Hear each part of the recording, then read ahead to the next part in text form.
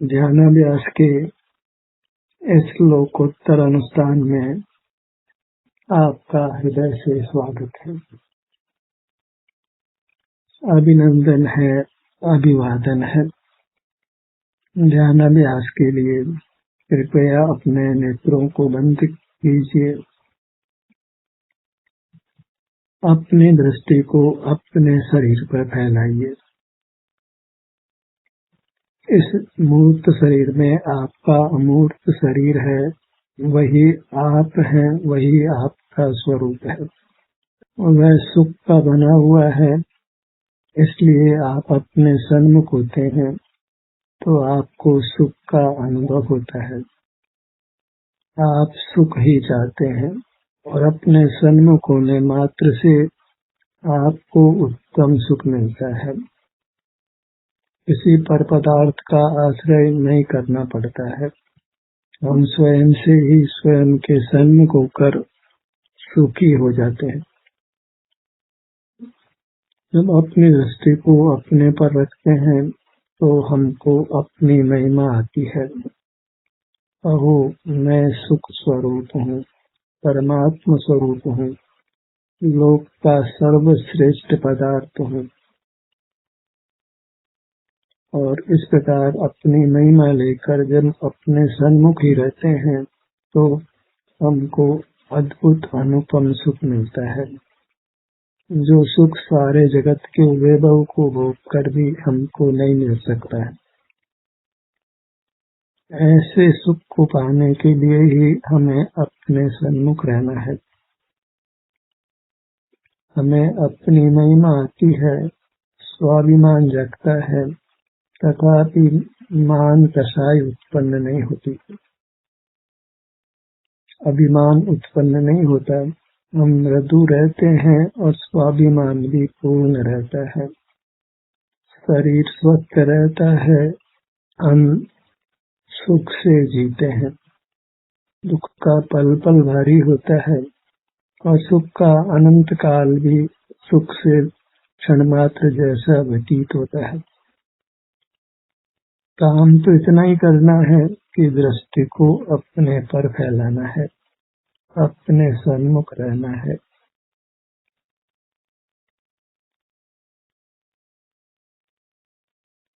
आनंद चाहते हैं तो हमको आनंद स्वभावी अपनी वस्तु के सन्मुख ही रहना है, अपने स्वरूप के सन्मुख ही रहना है। सिर से पैरों तक हमको अपना अनुभव होता है, इसके परे हम बिल्कुल नहीं है। तो सुख भी इससे परे बिल्कुल नहीं है। पूर्ण सुख, अनंत सुख आपको अपने सिर से पैरों तक मिलेगा। इसी शरीर में संपूर्ण सुख गर्भित है, गुप्त है। यहाँ आने से वह व्यक्त हो जाता है, प्रकट हो जाता है, हमको मिल जाता है।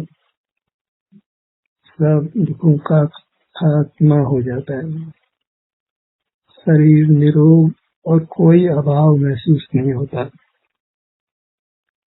केवल आनंद का भोग होता है। इस प्रकार सुख को पाना अत्यंत सुगम है, स्वाधीन है, बिना पर की सहायता है। कहीं किसी की ओर झुकना नहीं पड़ता है, किसी की सेवा नहीं करनी पड़ती है, कोई भी दुख उठाना नहीं पड़ता है, केवल सुख का ही अनुभव होता है। वह भी स्वाधीनता से, बिना इंद्रियों की सहाय के, बिना कहीं जाए, बिना किसी बाह्य वस्तु का सेवन किए, केवल निराकुलता, शांति, आनंद का भोग अपने को अपने से मिलता है। इतना ही नहीं है कि वर्तमान सुखमय हो, अनंत भविष्य सुखमय होता है। दुख तो इसलिए है कि अनादि से मूर्त से बंधे हैं, इंद्रियां मिली है, मूर्त पदार्थ जानने में आ रहे हैं, उससे हम अपने से विमुख हुए हैं। अब ये अपने सन्मुख होते हैं तो इंद्रिय जय होती है। मूर्त पदार्थ जानने में नहीं आते हैं तो मूल पदार्थों से सुख होने का भ्रम भी समाप्त हो जाता है। कुछ काल में ही हम जिनेंद्र होते हैं, परमात्मा होते हैं। हमारा अपना अमूर्त शरीर है जिसको भगवान संज्ञा है। अब तक मंदिर में जाकर दूसरे के शरीर को ही भगवान मानते आ रहे हैं, पर वास्तव में तो हमारे लिए इस मूर्त शरीर में जो अपना अमूर्त शरीर है वही हमारा आनंददाता भगवान है। कुछ भी कमी नहीं है। हमें जो भी कुछ अभी सुख में कमी है उसको भी ऊर्ध नहीं करना है, कारण कि जब सुख के स्रोत की प्राप्ति हो गई है तो सुख की कमी भी समाप्त होगी। अभी क्षुधा लगती है, तृषा लगती है, सर्दी लगती है, गर्मी लगती है, ये सब कुछ मिट जाने वाला है। किंचित भी दुख रहने वाला नहीं है। केवल हमें अपनी महिमा लेकर अपने सम्मुख रहना है। हमने परमात्मा किसी और को मांगा है, पर हमारे लिए हम स्वयं ही परमात्मा है। हमारी मूर्त ही हमारे लिए परमात्मा है और दूसरा कोई हमारा परमात्मा नहीं। हम भी किसी के परमात्मा नहीं। हमारा आनंद अत्यंत निजी है, हमारे लिए है, कोई दूसरा इसको हर भी नहीं सकता है और हमें दूसरे से आनंद लेने की आवश्यकता भी नहीं है। एक काम और सब दुखों का नाश और परिपूर्ण सुख की प्राप्ति। एक काम इतना ही कि हमको अपनी दृष्टि को अपने पर फैलाना है। उसके लिए आँख खोलने की आवश्यकता नहीं है, क्योंकि हमारा स्वरूप मूर्त नहीं है। हम इंद्रिय गम्य नहीं है। सुख इंद्रियों से दिखाई नहीं देता है।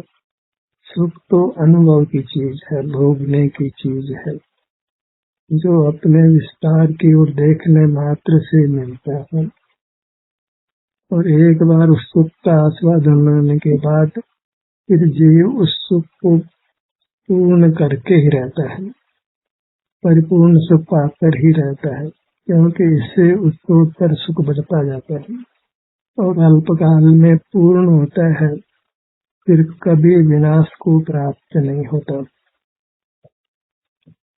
ऐसी हमारी अद्भुत अपार महिमा है। हम लोग के सर्वोत्कृष्ट पदार्थ है, अपने को हीन नहीं मानना है। इन्फीरिटी कॉम्प्लेक्शन से मोक्ष मार्ग नहीं होता है। इन्फीरिटी कॉम्प्लेक्शन तो तभी होता है जब हम परमुख होते हैं। स्वमुख होने से इन्फीरिटी कॉम्प्लेक्शन समाप्त हो जाता है, हीन भावना समाप्त हो जाती है। एक अपने प्रति उच्चता का भाव पैदा होता है, स्वाभिमान उत्पन्न होता है। सुपीरियरिटी कॉम्प्लेक्स होता है लेकिन अभिमान नहीं होता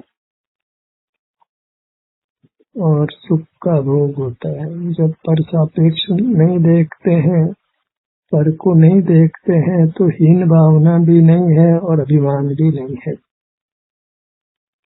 अपनी महिमा अपने लिए है और उसका सुख हम भोगते हैं। अपनी ओर मुख रखेंगे तो सब मोक्ष मार्ग समझ में आता है, सुखी होने का मार्ग समझ में आता है। फिर कोई शिक्षा दीक्षा की आवश्यकता भी नहीं पड़ती है, सब कुछ समझ आ जाता है। क्या करने योग्य है, क्या नहीं करने योग्य है, दुख क्यों होता है, सुख क्यों होता है, सब कुछ भली भांति समझ आता है जब अपना मुख अपनी ओर करके अपनी दृष्टि को अपने पर फैलाते हैं। फैलाने के लिए फिर अपने किसी भाग पर आइए, एक भाग से दूसरे भाग पर जाइए और वहाँ जो सुख विद्यमान है भले अल्पांश में हो उसको भोगिए तो सुख ब्रह्मदिगत होगा। और सुख तो है ही, स्वस्थ है, इसका मतलब यह है कि हम सुखी तो है ही, बस परलक्ष्य में हमको सुख की कमी लगती है, क्योंकि पर में सुख नहीं है। सुख होने पर भी परलक्ष्य में हम उस सुख को खो देते हैं।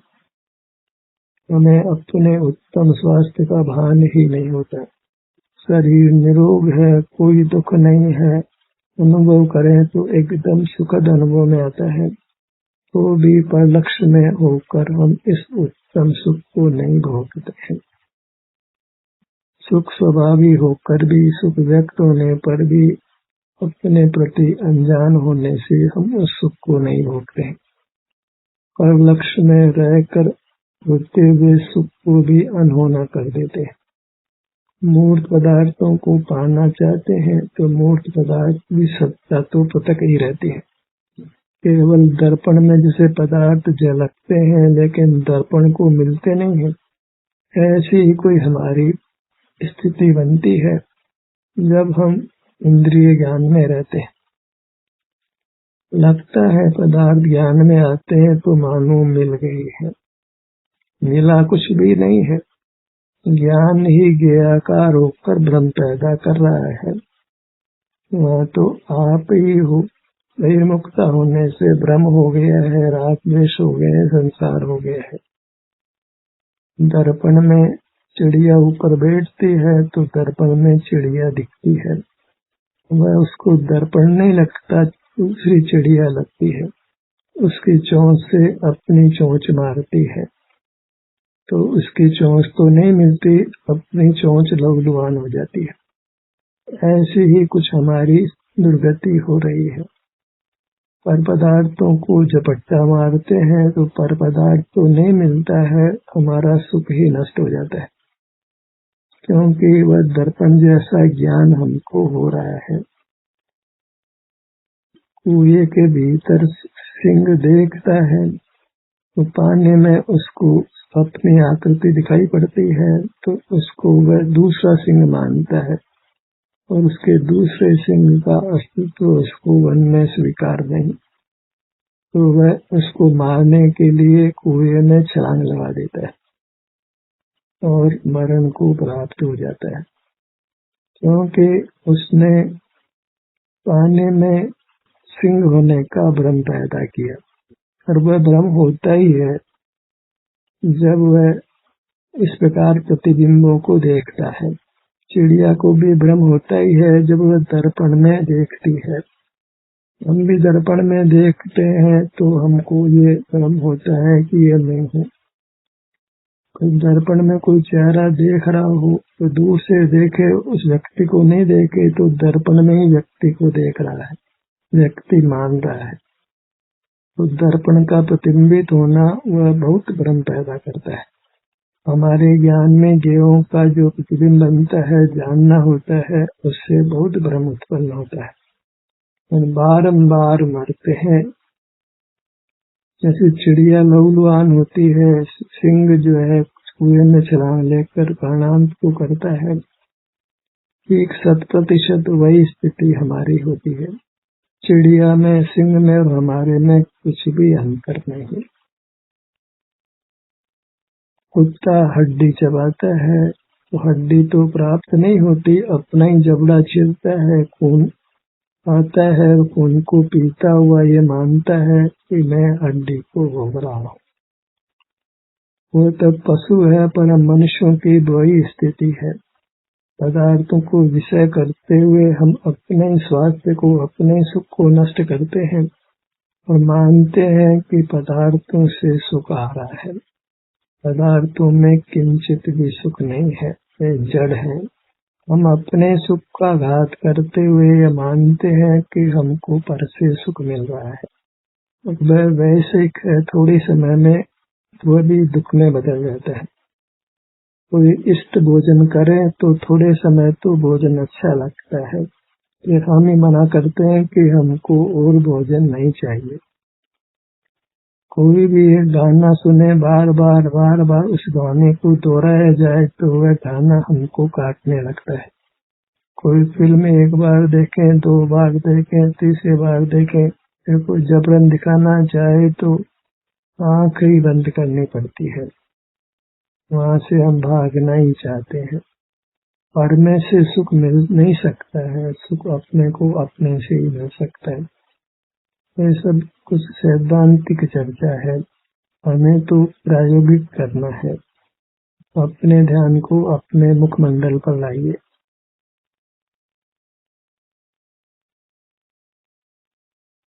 देखिए, मुखमंडल के भाग में कोई वेदना भी विशेष नहीं है। आम मनुष्यों को तो वह एक सुख की स्थिति है। तब हम कहते हैं कि हम ठीक हैं, अच्छे हैं। इस सुख की स्थिति को हम भोगते हैं तो सुख वंदीगत होता है, और कोई उपाय नहीं है। बाहर तो सुख है नहीं, हमारे में एक वेदना रहित सुख की स्थिति है, उसको हम पहचानते नहीं है, भोगते नहीं। तकलीफ होती है तो पता लगता है कि वह पहले ठीक था, उसको हम भोगते नहीं। चेहरे में कोई, आंखों में दर्द नहीं, कानों में कोई दर्द नहीं, ललाट में कोई दर्द नहीं, सिर में कोई दर्द नहीं, नासिका में नहीं, होठों में नहीं, गालों में नहीं, जीवा में नहीं, तालू में नहीं, दांतों में नहीं, कंठ में नहीं, ठुड्डी में नहीं। तो ये तो बहुत अच्छी स्थिति है। जिनको शरीर के किसी भाग में, मुखमंडल में, मुख में मानो कैंसर हुआ हो, कोई फोड़ा हुआ हो, कोई चोट लगी हो, तो कितना दुख होता है। वह सब दुख हमारे नहीं है, तो हम अच्छे हैं। उस अच्छे पने को हम भोगते हैं तो अद्भुत से अद्भुत सुख होने वाला है। क्योंकि फिर सारा इंद्रिय ज्ञान रुक जाता है, जिसमें भ्रम पैदा होता है। अपने में ही हम रक्त होते हैं, अपने में सुख की स्थिति को भोगते हैं, तो बाहर देखने का जो व्यापार अनादि से चल रहा है वह रुक जाता है। जिस इंद्रिय ज्ञान से भ्रम होता है, वैश्विक दुख होता है, मानसिक दुख होता है, उस सब से हम मुक्त हो जाते हैं। और दुख से मुक्त होना ही हमारा प्रयोजन है, और इससे हमारा स्वास्थ्य दिन प्रतिदिन अच्छा होता है, दिन प्रतिदिन अधिक सुखद स्थिति होती है, परमात्म दशा को पाते हैं। करना तो इतना ही है कि जो सुखद स्थिति है उसको पहचान कर उसको भोगना है, तो सुख बढ़ता है, तो सुख की खेती होती है, सुख की पैदावार होती है। बीजभूत सुख है जो एक महान सुख के वृक्ष के रूप में खड़ा होता है। परमात्मा से सुख की उत्पत्ति होती है। ललाट के भाग पर आइए, अच्छी तरह पहचान लीजिए कि ललाट में कोई तकलीफ नहीं है। अब यहाँ कोई सुई चुमाए कि कोई पत्थर काटकर गिरे, कोई मच्छर काट ले तो कितनी वेदना हो सकती है। वो सब नहीं है, एक अच्छी स्थिति है, और वह स्थिति किसी पर के कारण नहीं है, वह हमारा स्वभाव है। वेदना रहित रहना हमारा स्वरूप है, दुख से रहित रहना हमारा स्वरूप है, सुख स्वभावी है। किसी भाग में कुछ भी वेदना नहीं हो, सर्वत्र अच्छा अनुभव हो, ऐसा हमारा खुद का स्वरूप है। बस बहिर्मुख रहकर ही हम कर्मों को बांधते हैं, मोह का बंधन होता है, और फिर वेदना उत्पन्न होती है। कुछ काल बाद वो कर्म उदय में आता है और वेदना होती है, फिर वह असह्य होती है, फिर हम पर का आश्रय करते हैं, दवा लेते हैं, डॉक्टर के पास जाते हैं, जांचें कराते हैं, और उसमें भी कई बार और ज्यादा जीव उलझ जाता है, मरण को भी पा लेता है। ये सुखी होने का सच्चा उपाय नहीं है। हमें तो बस अपने सन्मुख रहना है, तो कभी वेदना होने वाली नहीं है। और कदाचित पूर्व अपराध से, पूर्व की बहिर्मुखता से कुछ वेदना कर्म के उदय में आए, तो उसको यदि हम शांति से भोग लेते हैं तो वह शीघ्र ही समाप्त हो जाती है। क्योंकि अभी ऐसा नहीं हुआ कि कोई वेदना किसी को परमानेंट हुई हो। एक भी प्राणी ऐसा लोक में नहीं है जिसको वेदना निरंतर रहती हो। वह तो कदाचित कर्म का विपाक हो, कोई दुर्घटना हो, कोई रोग हो तो अनुभव में आती है। उसको शांति से अनुभव कर लें तो वह चली भी जाती है, नहीं शांति से अनुभव करें तो भी जाती ही है। मरण हो जाता है तो फिर पुनः स्वस्थ जीवन पा लेता है, क्योंकि वेदना स्थायी नहीं हो सकती है। सुख ही हमारा स्वरूप है, वही स्थायी हो सकता है। उसके स्थायी होने के लिए पर से आशा सुख की नहीं लगाना है। आस पराई जो करे होते ही मर जाए। पराधीन स्वप्ने सुख नहीं, पर ही रहेगा, उसकी उपलब्धि नहीं होती है, कल्पना होती है। अपने को तो बस पर का ज्ञान होता है और भ्रम होता है, पर तो अपने में आता ही नहीं। जैसे दर्पण में पर नहीं आता, ऐसे ही हमारे में पर कभी आ ही नहीं सकता है। इंद्रिय ज्ञान होता है बस, और उससे रागाधिक पैदा होकर दुख हो जाता है। पर की प्राप्ति तो है ही नहीं, हो सकती ही नहीं। इंद्रिय ज्ञान में पर को पाने के लिए प्रयत्न करते हैं, झपट्टे मारते हैं, फिर भी पर तो आता नहीं है। दर्पण तो अचेतन और लाख प्रयत्न करे तो भी वह प्रतिबिंब तो हो सकता है, बिंब भीतर नहीं आ सकता है, बिंब तो बाहर ही रहेगा। ऐसे ज्ञान में ज्ञेयों का प्रतिबिंब तो पड़ सकता है, पर ज्ञेय तो बाहर ही रहेंगे। कदाचित मूर्त शरीर बंधा है तो भी वह मूर्त रहेगा और हम अमूर्त ही रहेंगे। बंधने पर भी हमको मूर्त शरीर की भी प्राप्ति नहीं है। कदाचित आंख से देख सकते हैं, पर फिर भी वो ज्ञेयाकार ही होगा, उद्गल नहीं रहेगा, शरीर शरीर नहीं रहेगा। हम कभी मूर्त शरीर नहीं होंगे, और हमारे अमूर्त शरीर में रहकर उद्गल शरीर भी कभी अमूर्त नहीं होगा।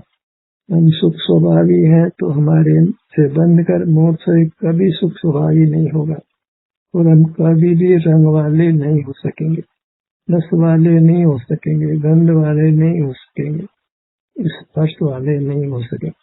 कोई भी जीव अपने स्वरूप को छोड़ता नहीं। हम इतना ही अपराध करें तो भी अपने सुख स्वभाव को छोड़ नहीं सकते। जब भी अपने से जुड़ेंगे तो सुख ही होगा। सारे जगत का पाप भी करें तो हमारा सुख स्वभाव नष्ट नहीं हो सकता है। जब भी अपने से जुड़ेंगे तो दुख मिटेगा और सुख होगा। ऐसा कोई अद्भुत स्वरूप हमारा है। ध्यान को अपने गुरु मध्य पर लाइए। कोई कठिन काम नहीं है, उपनामों को अपनी ओर लाने में कोई कठिन काम नहीं है। हम हाथ को हिलाते हैं तो हाथ पर ध्यान जाकर ही हिलाते हैं। पाँव को हिलाते हैं तो पाँव तक पहुँच कर ही पाँव को हिलाते हैं। हमको हमारा स्वरूप अमूर्त होने पर भी उपलब्ध है, और उसके लिए कोई आंखों से देखना नहीं पड़ता है। पाँव को हिलाने के लिए पाँव को देखना नहीं पड़ता है, हाथ को हिलाने के लिए हाथ को देखना नहीं पड़ता है। हम हमारे में स्वाधीन है, वह स्वाधीनता हमको इस प्रकार उपयोग में लेनी है कि हम पर के सन्मुख नहीं हो, इंद्रिय ज्ञान नहीं हो, इंद्रिय जय हो, हम जिनेन्द्र परमात्मा बने। जब पर को नहीं देखते जानते हैं तो स्वतः ही वृत्ति बहिर्मुख नहीं होती, हम अपने में होते हैं, और अपने में होने से हमको शांति का सुख का अनुभव होने लगता है। अपने ध्यान को अपने नेत्रों पर लाइए।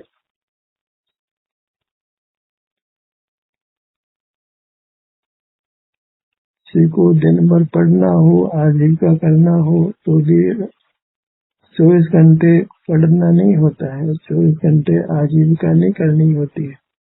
कुछ समय अपने सुख को भोगने के लिए अवश्य निकालना चाहिए।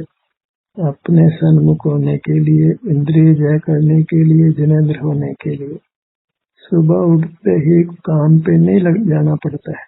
थोड़े समय तो अपने विस्तार पर, अपने शरीर पर नेत्र बंद कर दृष्टि दीजिए, और थोड़ा समय आपको परमात्मा आगे बनाने वाला है। Well, start is half done. आप प्रातः उठते ही हर अंग को अपने लक्ष्य में लेने का थोड़े काल प्रयत्न करिए। बारी बारी से अपने ध्यान को अपने शरीर के हर भाग पर लाइए। आंखों को खोलना नहीं है, सहज आप अपने अमूर्त अंगों तक पहुंच सकते हैं। ऐसे ही जब सब कामकाज से निवृत्त होके हम सोने जा रहे हैं, जगत से विमुख होने जा ही रहे हैं, तो 5 मिनट अपने विस्तार की ओर दृष्टि कर लीजिए, 2 मिनट कर लीजिए, कुछ तो समय अपने को दीजिए, अपनी मूर्त को दीजिए, अपने स्वरूप को दीजिए। हर बात पर अपने ध्यान को लाइए। और वहाँ एक सुख की स्थिति है, आराम की स्थिति है, उसका आप अनुभव करिए तो सुख बढ़ेगा और कभी दुख नहीं होगा। बस जब भी आपको समय है और आप अपने ध्यान को अपने शरीर पर ला पा रहे हैं, तो वह सब आपको परमानंद देने वाला है। जैसे कार चलाने वाला ड्राइवर बाहर देखता है, सवारी से बात भी कर लेता है, ऐसे ही कदाचित बाह्य कार्य करने हो तो भी जैसे ड्राइवर को सड़क पे देखना है, ऐसे ही हमको अपनी और अपनी दृष्टि को फैलाना ही है। उसके लिए जरूरी नहीं है उस समय की आंखों को बंद करें, उसके आंखों को बंद करें उसके पहले ही हमारी दृष्टि अपने जिस किसी भाग पर लाना चाहे ला सकते हैं और वहाँ के सुख का हमको अनुभव होने लगता है कि इस बात में कोई वेदना नहीं है, आराम है। बस एक बार अपनी मूर्त को सुख स्वभावी मान लेना है, वह भी अनुभव से मानना है। अपनी ओर आए तो हमको वाकई सुख लगा, तो क्योंकि मैं सुख स्वभावी हूँ। मिश्री का सेवन कर रहे हैं तो वो विषय सुख तो लगता है, लेकिन वह सुख नहीं मिलता है जो अपने सन्मुख होकर मिलता है। और उसमें मिश्री की पराधीनता तो है ही, कोई छीन ले जाए तो मिश्री के स्वाद को हम नहीं चख सकते हैं, पर हमारी मूर्त को कोई छीन भी नहीं सकता है। इसलिए जब चाहे तब अपने सन्मुख होकर अपने सुख को पा सकते हैं। बायां कान, दायां कान, नासिका, दोनों होठ, मुख के भीतर जिह्वा, तालू, कंठ, सभी भागों में प्राय वेदना रहित स्थिति होती है। वह सुख की स्थिति है, स्वास्थ्य की स्थिति है, वही सुख है।